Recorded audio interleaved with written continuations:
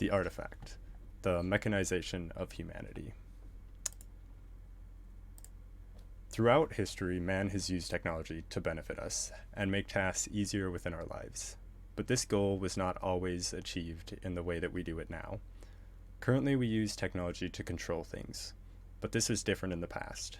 Technology was originally used for discovering and defining the things we could not understand, sometimes even taking on a spiritual meaning with it.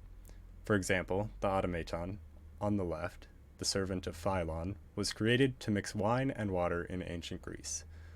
But why did it need to be a humanoid figure just to complete a task? Well, it is to hide its operations and entice the user to imagine them. In the middle is the perpetual motion machine, which is a failed piece of technology that can never work in its intended manner, yet was continually attempted throughout history, as it helped the user to understand the world around them. Lastly, on the right, is the block and tackle, the most significant invention of ancient times, in the sense of providing a practical use. Yet, the people of the time associated it to God, as the divine machine that God himself used to create our world, helping to define an exception in our understanding of the creation of the world. This has totally changed in the world that we live in today. Once man separated itself from the world and started to control instead of live within their surroundings, technology became controlling and productive. As Heidegger states, our technology frames the world around us, making us look at things as not something that exist, but as not something that exists like as we do, but instead as something we can control and turn into a resource.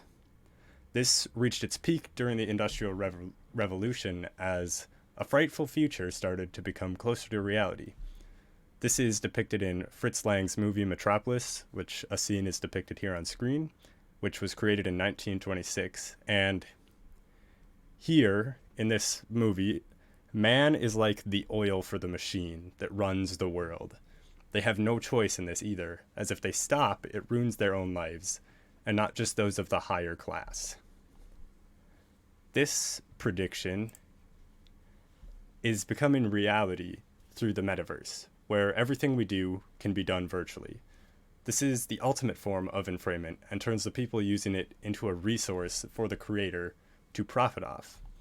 But this is not advancement. Even though the metaverse would be a place where you could do anything that you want, would it really be a utopia?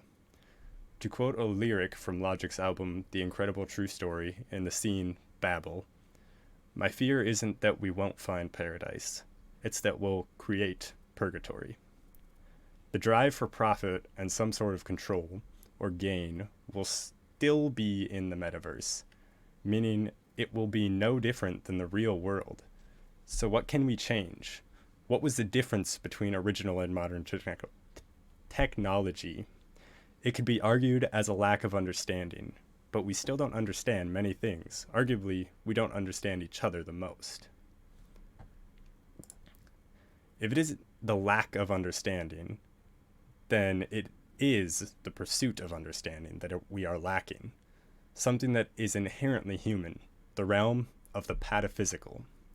The father of pataphysics, Alfred Jarry, wrote a play about this, where the main character is supposed to portray the bourgeoisie in the way that Jarry sees them. Depicted on screen, on the right, is the main character, Ubu Roy, who basically takes over Poland and becomes king and does a bunch of stuff that is bad, and that's how Jarry sees the bourgeoisie.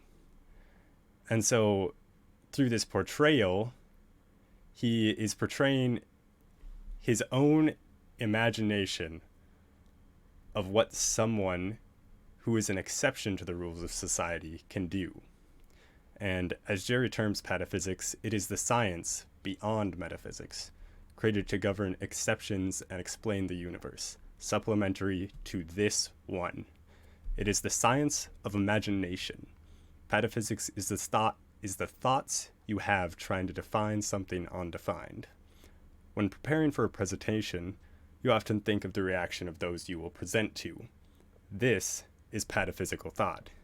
It is the thought of an individual defining something they cannot truly know. And in order to bring this idea out and push it forward, I have picked a site in Chicago that is currently an abandoned warehouse. The warehouse looking bland and boring. It sits among its peers, working in unison to complete their task. Filled with the bustle of productivity driving us towards a better future. Supplying our every desire and fulfilling its role completely. Controlling the flow of our resources and the lives of those who work there. It now sits abandoned, alone, an individual in the plane of existence, without connection to those that once worked together to achieve such great heights, waiting for its new definition. Much like this warehouse, technology has never done anything wrong. It only completes what we ask of it. But we have the perspective, like the workers within Metropolis. Although they realize that the creator of the machines is wrong, they destroy the machines to fix their problems instead of the person. Instead of this, we should be looking at how to use the machines differently to reach the goal that we have. And so, in order to use technology differently, I created this apparatus. And so this apparatus is like a representation of technology and its enframement of our minds. And so within this apparatus, you can see that it's a wooden frame with sheets of paper hung throughout it, and then something is projected on it. What is currently projected on it is not what will actually be projected on it later. I just unfortunately got COVID and I could not put the actual image on there yet, but I will be updating that as soon as I possibly can and putting that on the website.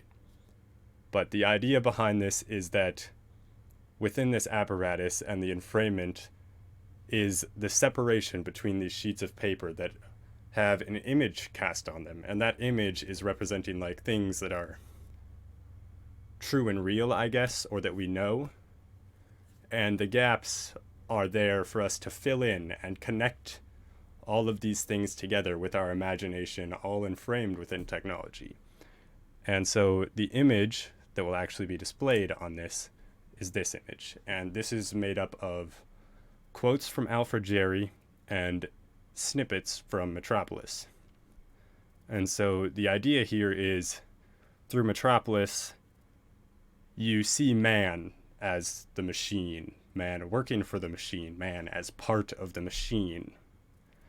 And you see them develop and then rebel against the machine, but it doesn't work out for them quite right, and they end up destroying their homes because they attack the machine and not the core of the problem. And Jerry, on the contrary to that, is talking about pataphysics and our imagination and how there's a realm outside of metaphysics and the physical that is inherently human. And the idea here is that through the snapshots of Metropolis and the quotes of Jerry, they represent two sides to this story coming together to create this image. And when this image would be cast onto the apparatus, each frame would then be separated onto separate pieces of paper, and they need to be all brought together through our very own imagination. And so the idea is that anyone viewing this can take time to look at it and read it and try to understand what's going on. And hopefully with the context that I can have given, could draw or build or write something that they imagine that could help connect all of the pieces of this image together. And then those will all be collected. All of those drawings, all of those images of things that are built, or all the text that they want to send me can be put together, and they will be layered on top of this collage. And as each individual interacts, it will continue to layer And through that, connecting all of the individuals that work on this together with one core of this image. And then when this process is completed, hopefully in a month or a month and a half from now, all of that stuff will be taken and compiled, and I will be updating it on the website as frequently as I can, so anybody who wants to look at it, anybody who wants to add more, will be able to see the most recent iteration with as many layers on top of it as possible. But all of that will then inspire the design of the future building that I will be designing. And that building right now is currently planned to be a museum of the machine. And I think this is very interesting because right now it is looking as though I would be designing a building where we have machines in it, obviously, as it's a museum of the machine, but on one side you would see the machine.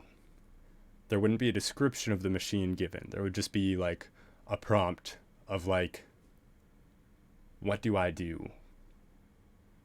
And then you would be asked to answer and reply to this question. And so then the idea would be that there would be like two-way glass, so that you on one side only see the machine and none of the responses and nothing else. And then as you progress through the museum, you will get to the other side and you will revisit all of these machines again. But then pasted on this glass will be previous responses that people have given, giving you connection to other people who've gone to the museum, giving you things to talk about with people who are currently there, giving you an insight into what other people are thinking about this machine. And there will also be what the machine actually is and what the machine actually does. But the idea here is to look and see what our minds can come up with through imagination on how those machines would be or could be potentially used differently, because when you have no information about what the machine actually does and you only imagine what it does, you are seeing it in a way that the person who uses it normally doesn't, and you can imagine the way that it could be used very differently, much easier. And this can create a whole bunch of ideas to use machines in many, many different ways. And that is basically my idea at the moment. Thank you very much.